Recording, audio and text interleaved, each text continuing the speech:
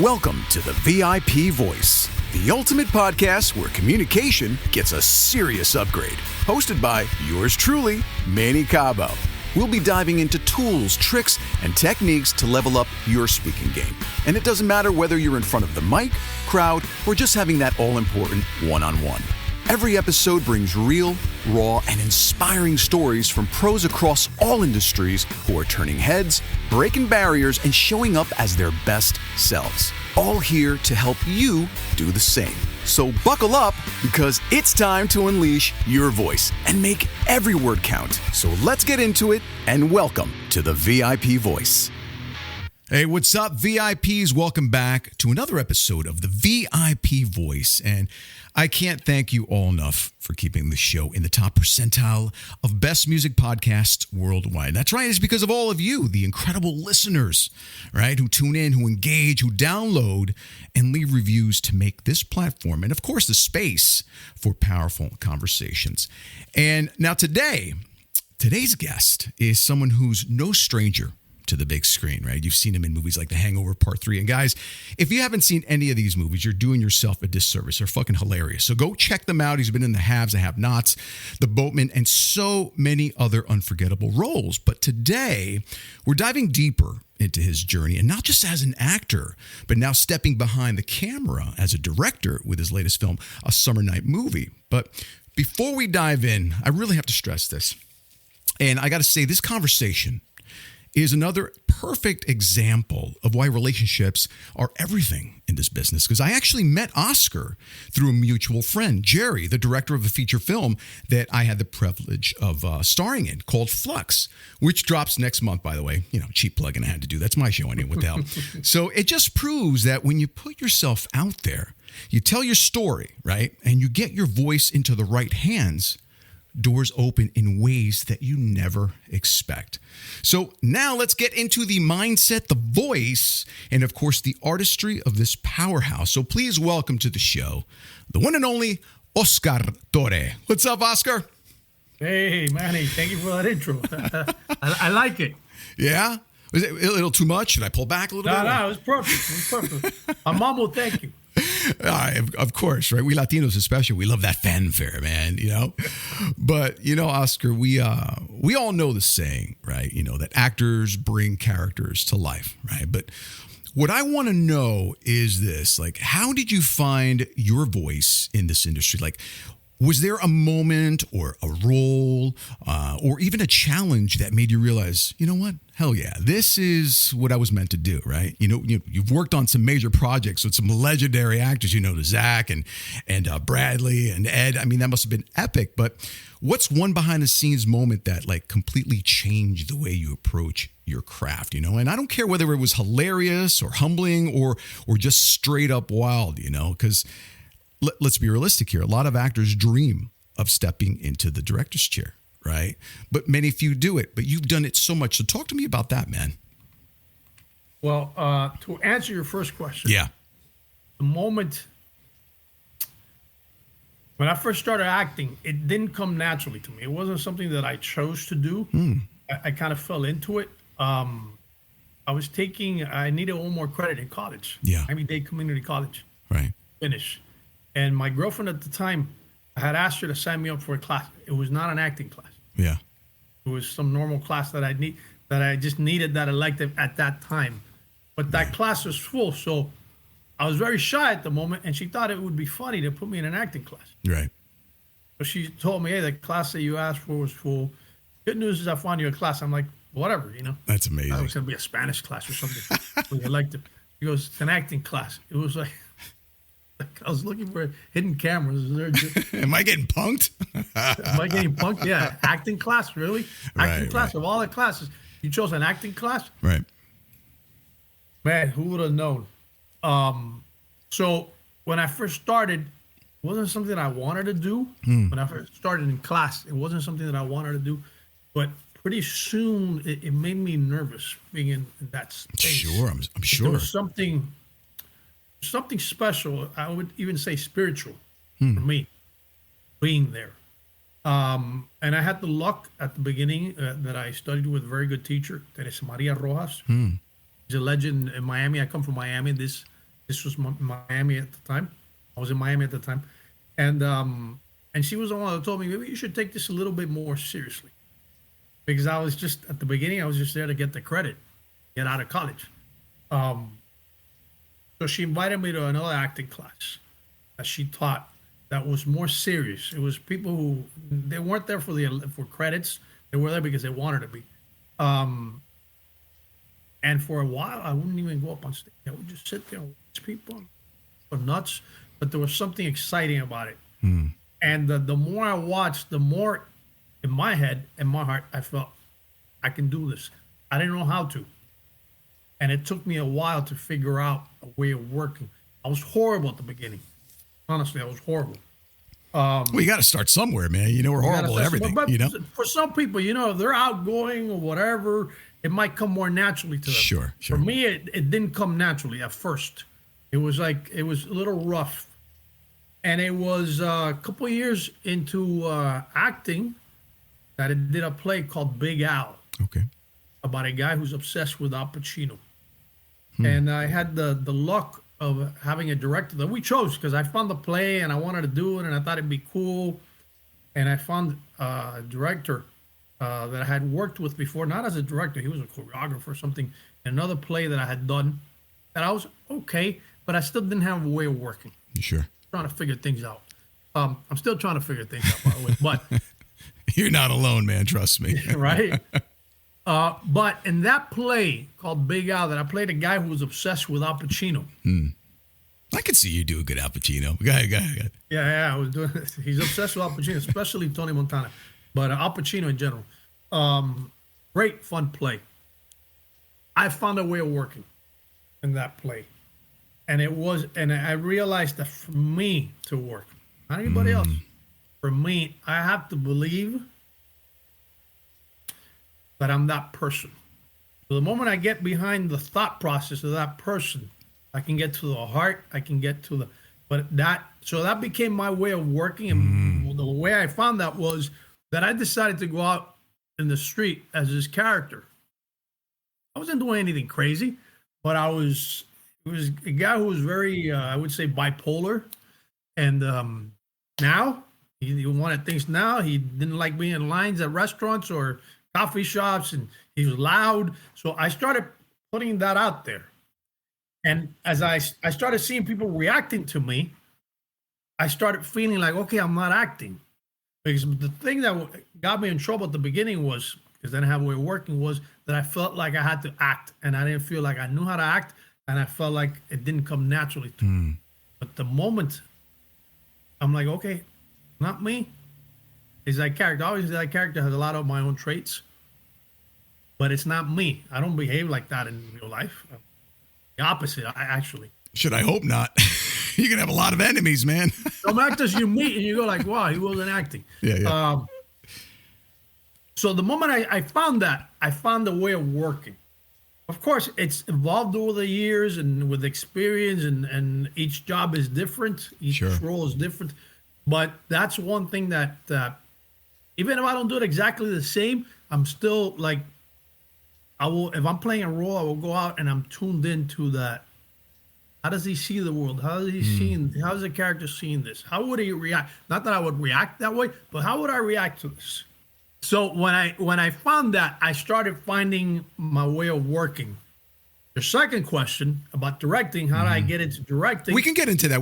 This is actually getting interesting. And I got to tell you, man, not to cut you off, but I wanted to make this point. You know, my wife and I, a couple of friends, were having this conversation the other day. I'm going to get a lot of heat for this. I don't really give a shit. It's my show. I can say what I want. But I thought that he was the worst character ever. Like, I'm like, why didn't it get something? Like, you would think they would find somebody like yourself, Miami, literally like a legitimate Cuban to play this part. Because I thought that was the worst accent ever. And some people like praise it. I'm like, are you insane? It's because maybe I'm Spanish and I know a lot of my Cuban friends. I'm like, dude, he does not sound Cuban at all. But anyway, I just needed to impart that. Just curious to get your take on that, because I don't think it was a great role at all. I mean, I thought the role itself, the story, right? Very robust plot stuff. But I thought that, I don't care how good of an actor he is, I just thought he played the worst Latin gangster. But go ahead, man. His accent wasn't good. No. That's not a Cuban accent. But to give him credit. Yeah. Whenever a Cuban imitates a Cuban the way they speak, they imitate Tony Montana. Yeah. So Interesting. even Cubans take on the fake accent when they ever imitate a Cuban, which is the funniest thing because Cubans don't really speak that way. But what he did capture, I thought, was an attitude. And the one thing I tell actors, especially once they say action and the movie starts or the play, you have to embrace that. You can't. That's not the time to be questioning. Is my accent legit, or does it sound right, or does it sound wrong? At that point, you're like, well, I, as this person, speak this way. Maybe no other Cuban in the history of Cubans has ever spoken this way, but for whatever reason, maybe I got punched in the mouth when I was 2 years old, and I talk like this now. Yeah, like you just got to commit to what you feel. You got to commit to it. Yeah, and he did commit. That he did, and I think the way the movie was shot, it was like an opera. Brian De Palma shot it like an opera. Everything was bigger than life. The cocaine, the amount of cocaine, nobody could ever snort that much cocaine. He would have gotten up. He would have had a heart attack. That's the end of the movie, right? But he's doing these months of cocaine. So I think that kind of led to justifying, okay, even his action is bigger than life. That's the way I saw it, and it became a classic afterwards, And it's of course it is. It'll always be a classic. Oh, to my little friend. I'm like, dude, get the potatoes out of your mouth. You're killing me right now. But anyway, go ahead. But it wasn't when it came out. It wasn't. It wasn't a huge success when it came out. I got horrible reviews when it came out.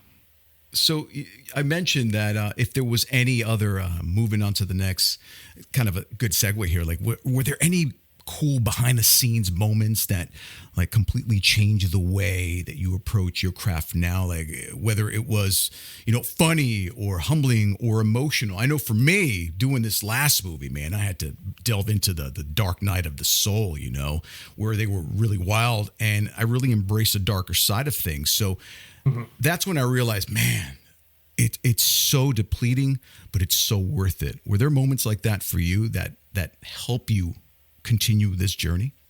Any moments. Any actor, I don't care how successful you are, you have more failures than success.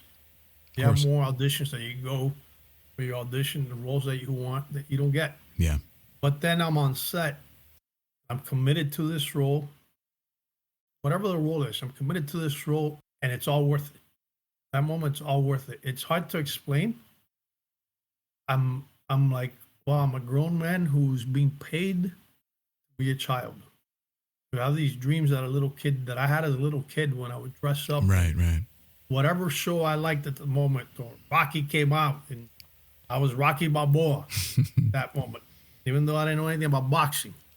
But I was committed to being Rocky. It's back to being that little kid. Yeah. I think Picasso has a great quote about that, And there's a lot of empathy because it's true, especially during our youth. Because, I'd like to consider myself pretty lucky. We grew up at a time where there were blockbuster films. For me, I'm a big horror movie buff. So The Exorcist, and then you have sci-fi like Star Wars. It was just an epic time to be an actor, and certain movies will always resonate to the point where you're like, man, if I can get a role in that type of movie, that's every actor's dream. But there is some empathy when you said that regardless of the part, you immerse yourself and you commit. And that's a true artist, because you don't care. You're there to do a job. You're there to create this believable character that evokes emotion or suspense or anger. And I know you're going to say, yeah, of course, like there's some characters out there. You're like, oh, he's such a scumbag, right? And then you're like, that means he did his job. He did his job very, very well. Right. So I get it, man. I completely get it. But one thing, again, back to that play that I did, Big Al. Yeah. The gentleman who was directing the play, his name was Frank Fernandez. I don't know if I said it. I thought about it. Yeah. Frank, who passed away already. Years ago, he passed away. Fortunately. He died young. But Frank, I remember him telling me, doesn't matter what role you're playing, in your head, you're always the lead. Because in life, you're seeing everything through your eyes. Doesn't matter if you have no lines in the film or the play or the TV show. You're the lead. You're not. And sometimes I see actors, and I see it on set, if they have like roles that have no lines or no, and they see a celebrity and maybe they're a little starstruck, or they're like right, as if they're acting with a celebrity. Yeah. Instead of they're acting as if they're acting with this guy who's playing a killer, or he's playing a scumbag. He's not Robert De Niro. He's a guy who's unlikable, and you're acting as if this guy's up there and you're here. And in reality, if you're playing the cop, he's not up there. Yeah. He's down here. And so the moment that my friend said that, the director said that, Frank said that, you're always the lead. In your head, you're always the lead. You're there to support the story, but you're always the lead. And later on with the years, I also realized that, that's what you're paid for. Yeah. As an actor, you're paid for. When I did Hangover 3, I wasn't thinking about, these three guys getting paid $15 million each for this film, which what they were getting paid for Hangover 3. I'm thinking I'm the chief of police of Mexico, and you guys committed a crime here, and you white people come to my country, and you do this here. Like you own the place and you think you can talk your way out of it, and then you're telling me this. So that was the attitude I had when I went into audition. And Todd Phillips was sitting right there, the director, and I remember him winking at me right after I finished the scene. And I'm like, okay, I did something right. He bought it. He bought what I just... The authoritarian came out, man. That's what it was. That's such a great scene, too. Well, you go in, man. You go in and you got to own the role. You got to own the space. Yeah. And it's not this casting director that can give you a job, which I've fallen into that. Everybody does, because you're nervous and sometimes you need the money and you need or you want the job so badly that you're like, hey, no, I was the chief. I walked in that room like I was the chief of police and everybody was under me. And I was respectful to everybody, but I was the law. The law just arrived. Yeah. So let me understand. So just so a lot of listeners, because I think they're going to pose this question. So what I'm getting out of this, and I know for me, it's a huge mindset shift. You've got to walk on set regardless, and just like you alluded to, regardless of how minimal the part is. Those 4 or 5 or even 3 lines that you have should be the pivotal moment of the movie, right? In your mind as an actor. And I think that's actually a great philosophy to have. Yeah. And not making more out of it, I have to say. Because sometimes the opposite happens.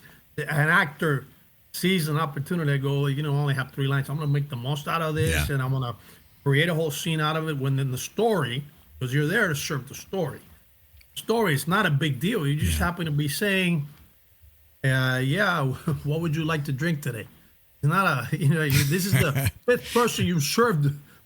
That's the line. It's not the pivotal moment of the movie, man. Right? Yeah, so don't make it like all dramatic. Sure. What would you like? But you are a real person who maybe is thinking while you're saying those lines, did I turn off the stove? Damn, the kitchen's going to burn. What would you like to have to drink today? Maybe, it comes with a life. It's not, you don't come alive the moment you say those lines. You came alive. You walked into the shot with stuff in your head that had nothing to do with what they have to drink today. Of course. And to bring that to life is what I mean, to like make and be in the moment and think as the character. What's funny? I learned a couple of great techniques from some voiceover. And I recommend any actor that's out there, if you can do some voiceover classes, it's just as effective. I remember one voiceover coach taught me, if you want to really deliver a scene or a role or whatever it is, you've got to start already into the scene and then glide into the words. You have to be immersed in that role already to make the transition so it's not so abrupt. So you're not starting from 0 and then going to 10. Instead, be already at 5 so you can go from 5 to 6 and 7 and pull back to 4. And does that make sense? And do you agree with that? Right? But that's 100% true. Yeah. That's 100% true. I know it's helped me. When I audition, you have to take in, and a lot of people forget this, you have to take in, where does this scene take place? Yeah. Is it a bar? Is it a restaurant? Is it out in the street? Are you driving? And that moment, the scene doesn't start when you have your first line. The scene starts way before. And for me, I don't know anybody else, but this is what I do. This is my moment that I get to create this role, whatever I want. And sometimes I've started a scene and the scene is with you. Let's say right now the scene is this. Let's say this is where a scene, and I would start the scene with. Sí, oye, mami, no, oye, está bien, oye, te tengo que dejar que tengo un meeting ahora aquí. Okay, yeah. But está bien, okay, bye. Hey, Manny, how are you, brother? And my first line in the script is, hey, Manny, how are you? Right. But that's not where I started. I had to like set this up and the camera, make sure the sound was right and all that. So all that that's my opportunity to create this character that they might not see otherwise. Yeah. And in the past, what's happened is when I booked the role, often the writers have written into that. Interesting.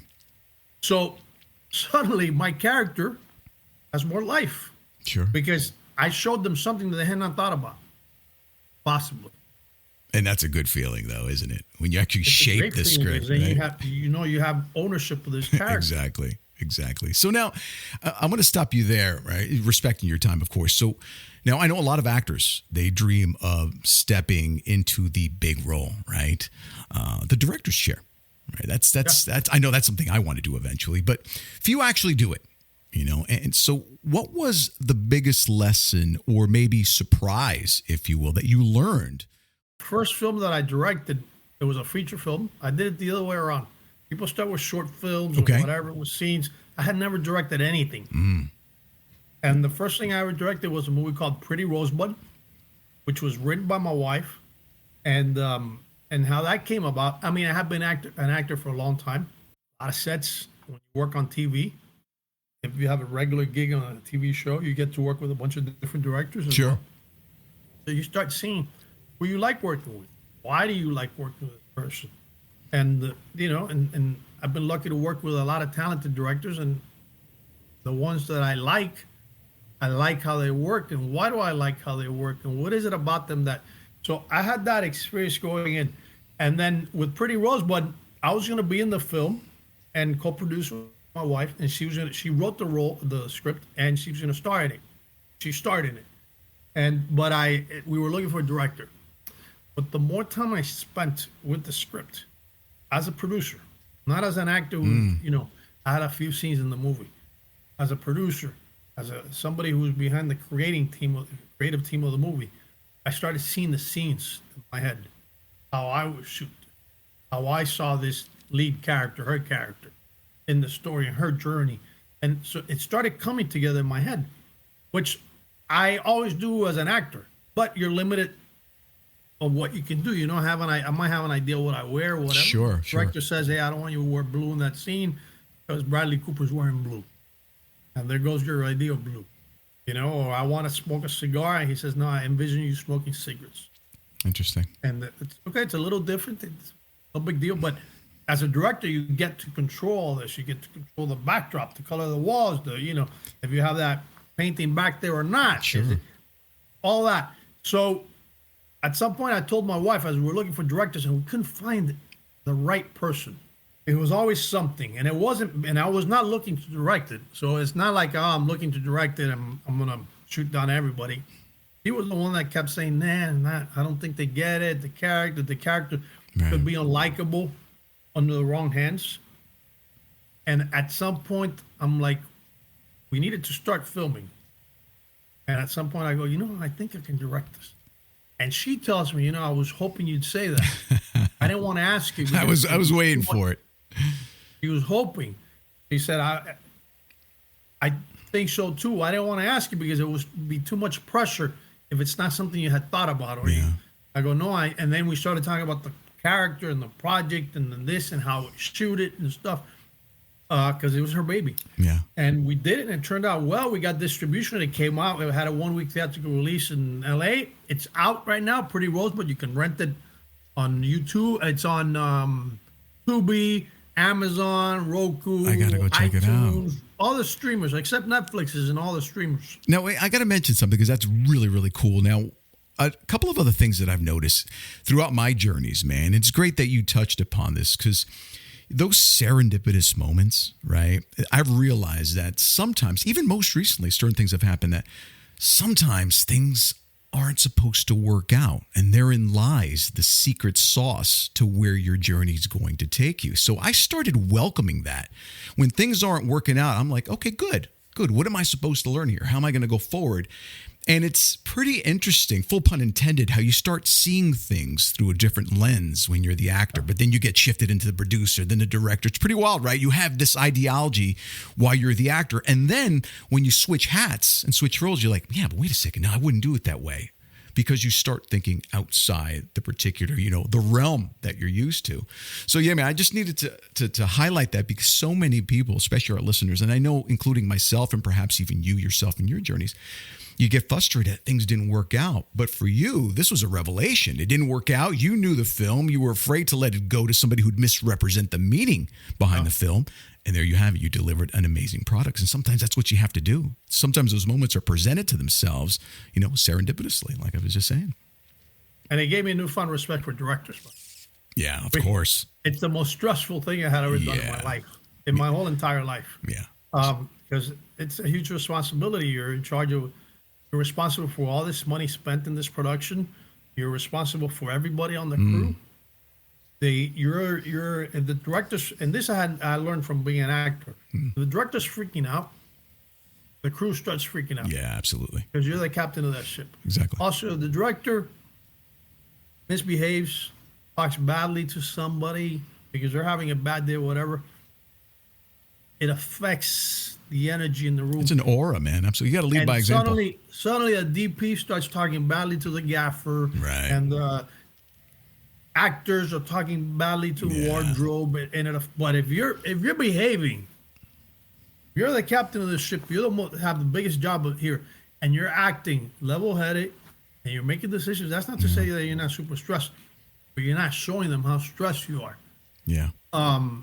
It affects everybody, and it makes the production go smooth. And that I had learned before, but as a director, I was challenged because there were times my mom became very sick, almost died during the production of the movie. Nobody on set knew except my wife and my producer were the only ones that knew what was happening. The rest had no idea because then that would affect everything. Of course. It has nothing to do with everybody's job on set. And I shouldn't let my personal life affect with what's happening there in their jobs. Yeah. So I learned that, and then I hadn't directed for a long time after that, because luckily I got busy acting. That's how I pay my bills. Of course. And luckily, but then after a few years, I said to my wife, I can't. People say, "Oh, he's a director," but I've only directed one feature. It's a feature, and it did well. I got distribution. That's more than a lot of films. Well, you made a mark, man. It was successful. That was your first effort. But I needed to do it again. Yeah. What I'm saying is I needed to do it again, or else I didn't feel comfortable saying I'm a director. Of course. I felt like I was somebody who directed once, but there's a lot that I don't know. Imposter syndrome kicks in, man. Yeah. Exactly. Of course. Yeah. So then I wrote this idea that I have for a short film. I wrote a short, so I did it the other way around. I wrote this short that I had written with me starring in it in mind, called Just a Man and a Woman.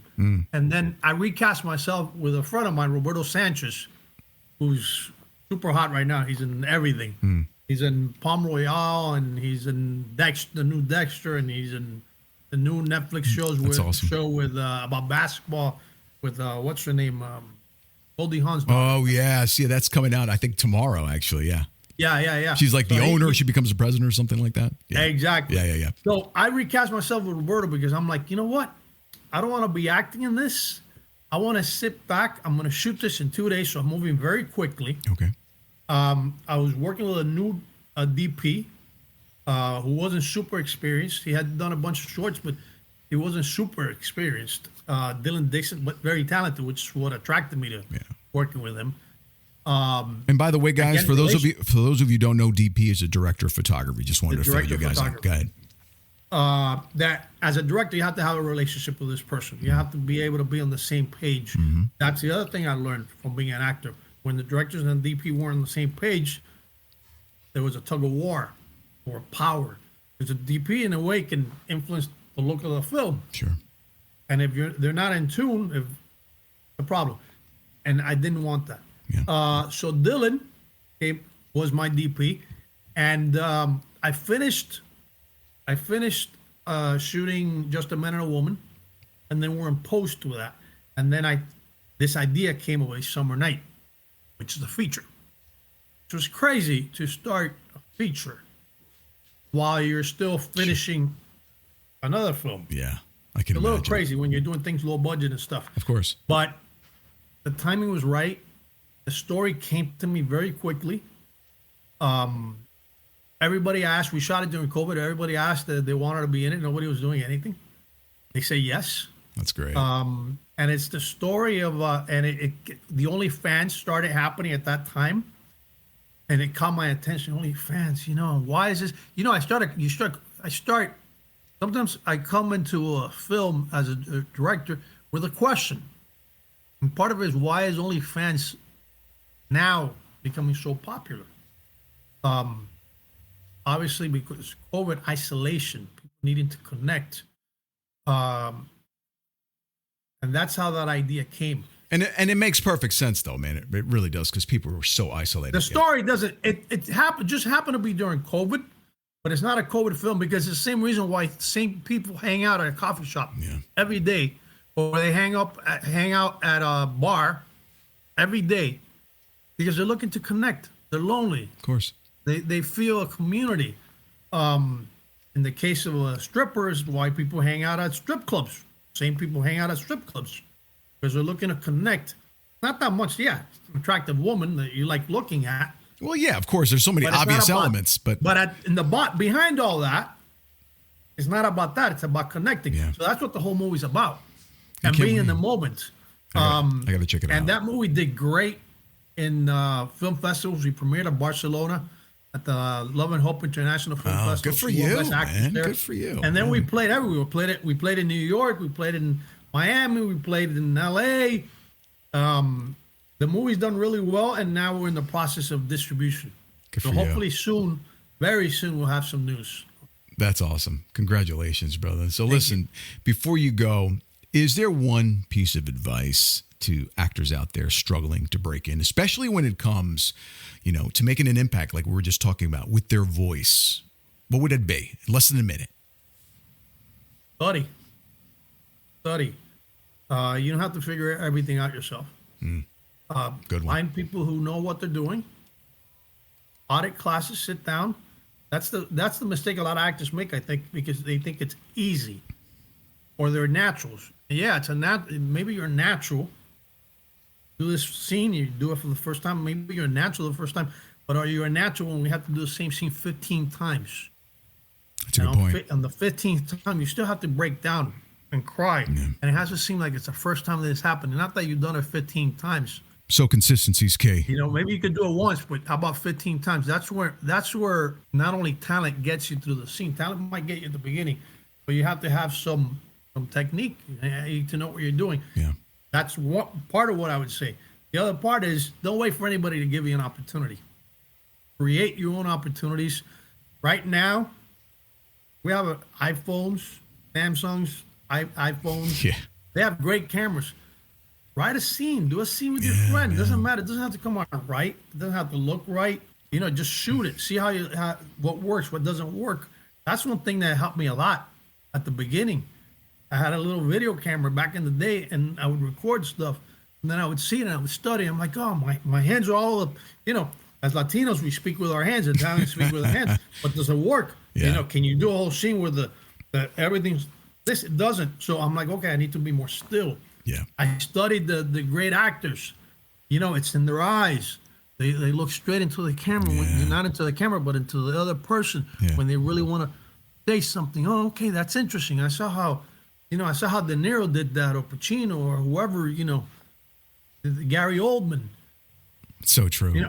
I see that in the wide shot. You can do this, but if it's close and you're moving your hands down here, it looks weird that your hands are. Right. Because this is all you're seeing. Your shoulders doing that. So you start learning by watching other people. So that's what I would say. And in the way, be a little obsessed with it. Yeah, you got to be delusional, bro. If you want to be great, especially in this entertainment industry, man, you really do. Sometimes you have to be delusional. You have to be the person that everyone thinks is crazy, because it's the crazies that change the world. And I'm glad you said that, because nowadays, if you don't understand something and you don't learn how to do something, whether it's cinematography, whether it's acting, then you're just lazy as shit. Because if you go to YouTube, you can learn how to do everything in a half hour. You know, I'm being exaggerated, but you get my point. There's access to a voluminous amounts of information and hours of videos, tutorials. So yeah, I completely agree with you, man. 100%. There are no excuses. No, there isn't, man. I know people who've been waiting for that shot their whole life. Yeah. And they will die. They'll never get it. Yeah. There's no road. Make your own, man. Dude, this was such a killer conversation. And your story is proof that success in this industry isn't just about talent, right? Of course, I'm not saying you're talented, but you just mentioned that it's the labor of love. It's the repetitions, right? And it is about that resilience. And more important, like you said, be yourself and always pushing those boundaries of your crafts. And to all my listeners out there, you know, if you've been inspired, seriously, if you've been inspired by this episode, don't forget to subscribe, leave a review, share it with someone who needs to hear it. You know, Oscar, where can people find you, follow your journey, and check out, you know, all of your projects? Instagram. Look for me on Instagram, Oscar Torre, actor, and a summer night movie. A summer night movie. A summer night movie. Yeah, you have a page for it as well. Put a summer night movie. Uh-huh. Yeah, and he followed me too. A summer night movie followed me. So they exist. They're real. All right, VIPs, listen, that's a wrap. Don't forget to subscribe. As I said, leave a review, share this episode with someone who needs to hear it. Stay bold, stay creative, find your voice, cultivate it, but above all, make sure you own it. All right, until next time, this is Manny Cabo signing off, and I'll catch you on the next episode. Dude, you've been amazing. We definitely have to do this again. Manny, thank you. Un abrazo. Cuídate, hermano. Take care. Thanks for tuning in to the VIP Voice podcast. If today's episode resonated, we'd love for you to leave a quick review. It really helps spread the word. And if you're a speaker, entertainer, entrepreneur, or industry professional with a story to share, we're always on the lookout for inspiring guests who align with our mission. So drop us a message at info@mannycabo.com. Let's keep building a community of powerful voices. Thanks for listening, and see you next time.